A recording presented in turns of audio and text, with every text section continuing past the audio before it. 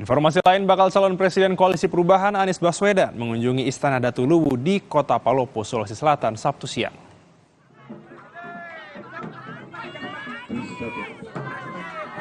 Kedatangan Anies di Istana Kedatuan Luwu disambut dengan prosesi adat Mapesabi. Selain itu, Anies Baswedan dan pihak Istana Datu Luwu saling berbagi cenderamata. Anies Baswedan mengapresiasi dukungan Istana Kedatuan Luwu di Palopo, Sulawesi Selatan. Selain mengapresiasi, Anies menjanjikan akan meneruskan aspirasi Istana Kedatuan Luwu dan warga Palopo jika kelak jadi presiden.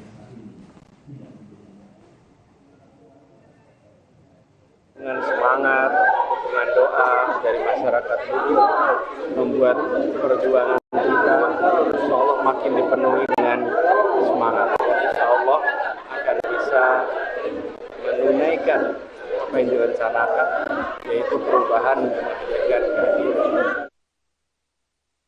Berita utama akan segera kembali usai jeda saudara dengan informasi tidak ada angin, tidak ada hujan. Politikus Partai Kebangkitan Bangsa PKB melontarkan pernyataan jika pemilihan presiden 2024 nanti bisa jadi hanya diikuti 2 poros saja.